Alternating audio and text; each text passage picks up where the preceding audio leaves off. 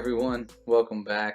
I know there's not a lot of people talking about the Indian moon mission that we just had recently. Like literally no one that I know is talking about it or even knows about it. And it's similar to the Israel moon mission that we saw back in April, where we watched their computer animations on a screen the entire time they were allegedly going to the moon and sending this tiny little lunar module that they had made. It's really small, much smaller than the one that we made. Also wrapped in tons of foil, and found out some cool things. I had some suspicions about the foil because I saw that NASA went into business with Reynolds Wrap back in the, I think it was the 50s, back when Project Echo was going on. I'll talk about that later. That's a really cool project in and of itself, because it kind of proves that Earth isn't moving. I mean, especially when you see what they did there.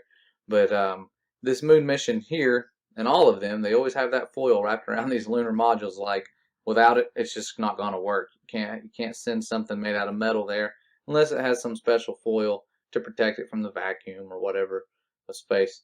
So Israel went and we watched their animations.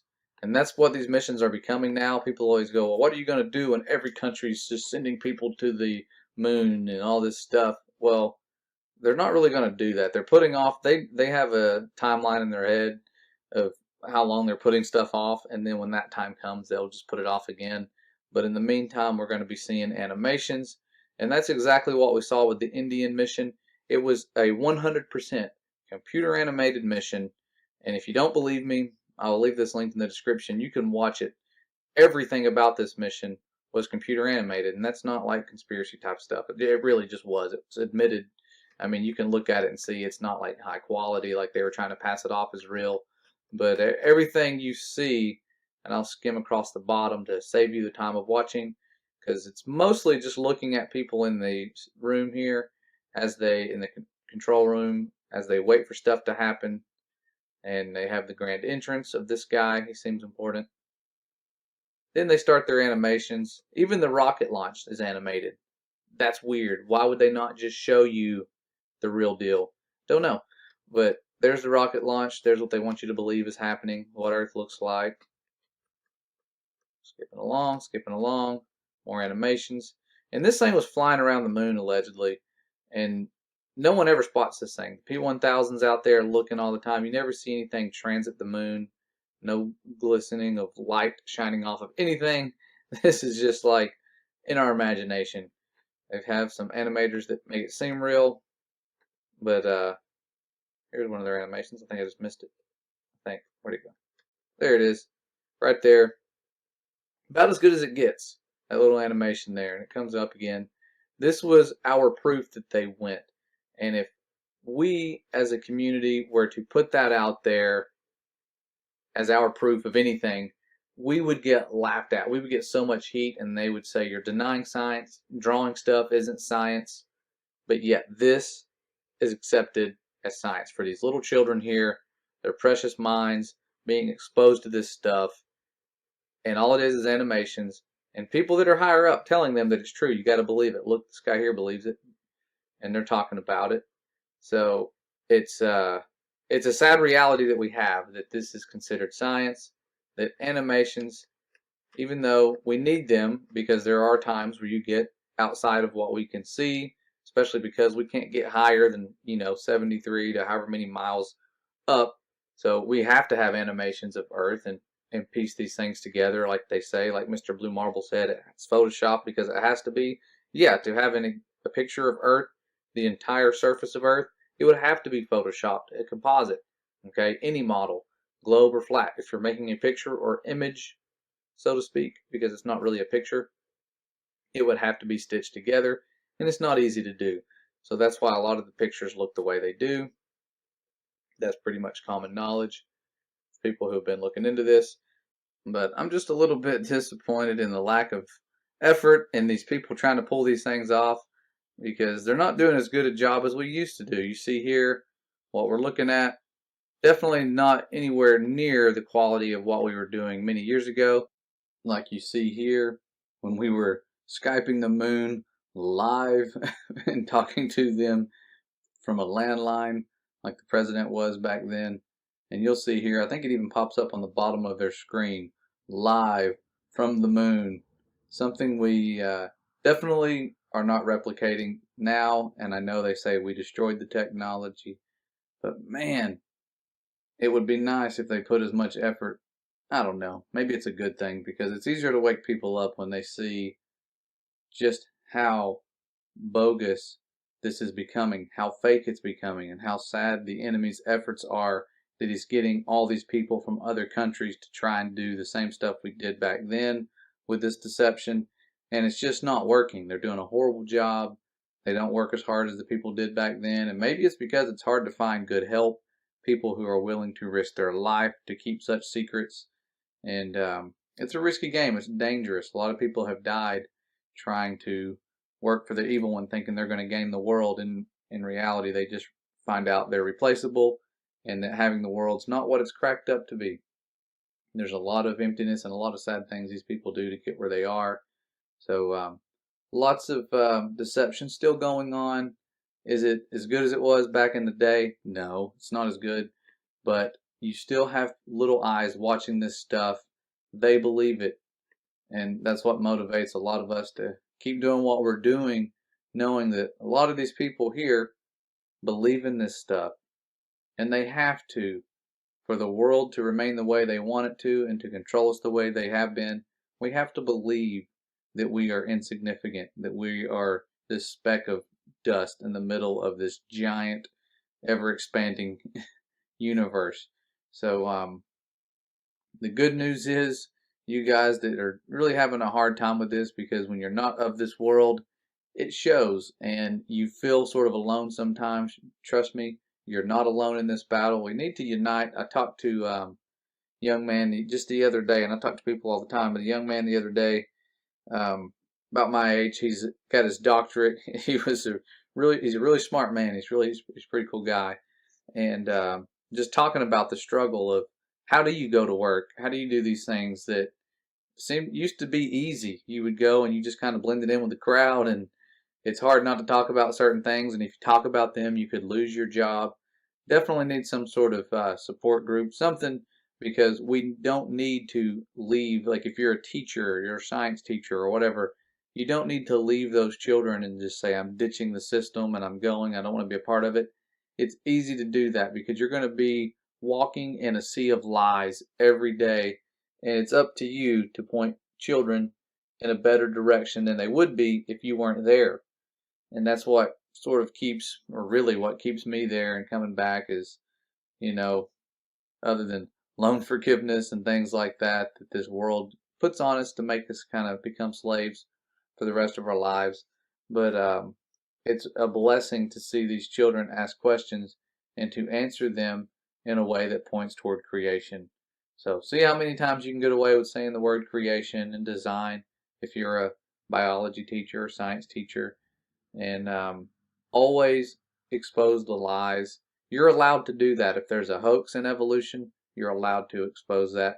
But it's worth the persecution. People laughing at you. We get laughed at all the time and say we're science deniers. We don't deny science. Sometimes they get it right. NASA has said that, that the Earth is as if it's not rotating and it's a plane, a flat plane. I believe that. I can agree with that. That's what we can prove with experiments. There's declassified documents, you guys. Everybody's seen those videos about the firmament. Okay, we've seen it. So it's not like we're denying science. We deny stuff like this. Yes, you tell me this is science, I'm going to deny that this is science, even though there are scientists in the room, honest ones, that are doing their best and under a lot of pressure. Some of them, I don't know, looks kind of laid back. But these guys, this is not science. This is not proof of anything. Okay? These little cartoons that we see, not cutting it. Okay? So, if you're really trying to deceive the whole world, definitely not doing a good job. Too many are waking up, pointing this stuff out. But need to support each other. I'm going to try to do a video really soon about all of the really good channels that we found back in the day before censorship took over And there are new ones popping up. There are some researchers and people out there doing some great things, making some proofs, and it's hard for us to find them if we don't share them. So I will try to do a better job. I don't like to just mirror videos, but I like to compile people's work, give them credit, send you that direction whenever I do videos. But I definitely need to do a better job. Someone brought this up and said, hey, with censorship and a lot of people that are waking up and new to this, please do that. So I think we all need to do that and get those people who have just stopped. Like I've seen people who had 13,000 subscribers 2 years ago still have 13,000 subscribers because of censorship. Shouldn't be like that, especially when they're putting out great content and they're nice, they're kind, they're not spreading hate, they're not spreading lies. So we'll be sharing all of that helpful information very soon, as well as some links to videos of the fake space footage that we've had in past videos, because even the originals are getting deleted, like the ones from the space channels that have tons of subscribers and videos of the old space footage. They're getting deleted now. Really weird. It's a strange time to be on the internet and try to share things, even if you aren't labeled or categorized as a conspiracy theorist like us, even though we are all, or most of us, using science and proving reality. We were all believers in this stuff not that long ago. Don't forget that. When you're trying to give us a hard time, remember, we grew up loving this fantasy just like everybody else. It was 100% real to us. We saw it on TV just like everyone else, and that reality was shattered. And it has led to some greater things and some eye-opening things. Yes, it is tough sometimes not believing exactly as everybody else does, but there are some rewards to that. It leads you down some avenues that set you free.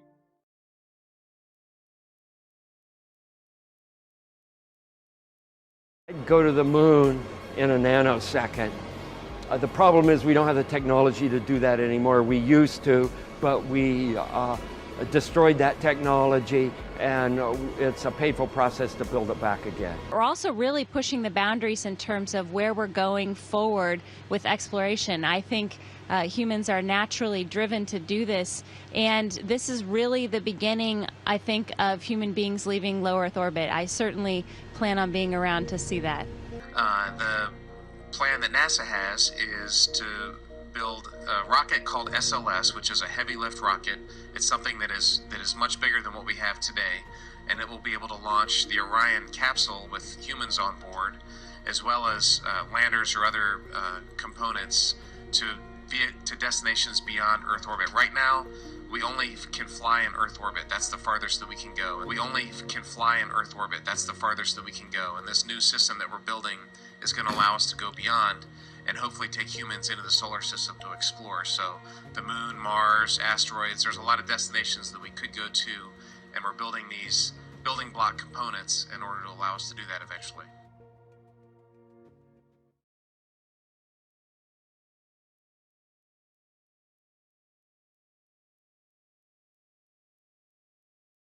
Once we travel beyond low Earth orbit, the crew will be exposed to larger amounts of radiation. So we have to design both the crew protection systems and our electronic systems to withstand this radiation. If there is something that definitely, at least in my opinion, exposes the Apollo program as a fraud, it's the Orion project. The Orion project, after they retired the space shuttle, the next project that's on the board right now is called Project Orion. And they're pretty much telling you that Apollo never happened, especially when they put out videos like this talking about the Van Allen radiation belts. We are headed 3,600 miles above Earth, 15 times higher from the planet than the International Space Station. As we get further away from Earth, we'll pass through the Van Allen belts, an area of dangerous radiation. What? As we get further away from Earth, we'll pass through the Van Allen belts, an area of dangerous radiation. One more time. An area of dangerous radiation. Oh. What's wrong with that radiation? Radiation like this could harm the guidance systems, onboard computers, or other electronics on Orion. Naturally, we have to pass through this danger zone twice. Once up and once back. That doesn't sound good. Naturally, we have to pass through this danger zone twice, once up and once back. But Orion has protection. Shielding will be put to the test as the vehicle cuts through the waves of radiation. Sensors aboard will record radiation levels for scientists to study. We must solve these challenges before we send people through this region of space. What? We must solve these challenges before we send people through this region of space? I thought this problem was solved over 40 years ago when he sent a bunch of people in jumpsuits and tin cans through it there and back a half dozen times. Oh, but I forgot. The Apollo guys, they were clueless regarding the radiation belt. That it didn't affect them. I don't know the distance to the Van Allen radiation belt, and if we did, it wasn't a problem. If we were going to encounter it, then we would have had to build the spacecraft and the spacesuit to not give humans a problem. You don't just build something and hope it works. You study to see what the threats are, the environment is, and then you say, how thick do I have to make the metal on the spacecraft so that going through this kind of radiation or these kind of meteoroids, it won't get hurt. And so then we build it that way.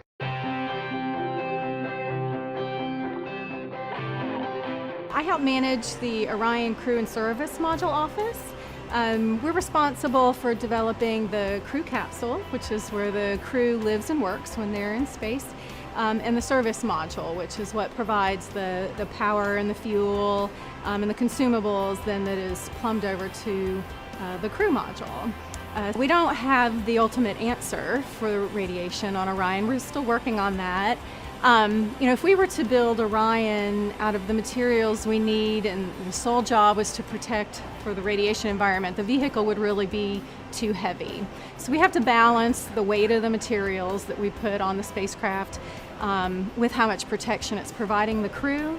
So we're really looking at it from an operational perspective. If we understand a radiation event has happened, the crew will actually take shelter in the aft bay of the vehicle.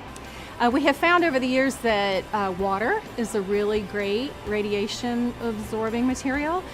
So we could do things like water that's already there in the water bags for drinking and things like that. That water could be used to shield them. As well as we've had some concepts like a water-filled vest that they could put on should they know there's an event and need to be protected. In conclusion, when NASA themselves admit to never having left low Earth orbit, and the fact that we don't even have the materials that could withstand the extreme temperatures and cosmic rays in space, how on earth can anyone believe that we ever went to the moon? A journey to another planet, a manned mission to Mars. I should tell you that the first mission is scheduled to land on Mars on July the 4th, 1997, Independence Day. We will undertake extended human missions to the moon as early as 2015, with the goal of living and working there for increasingly extended periods of time. Human missions to Mars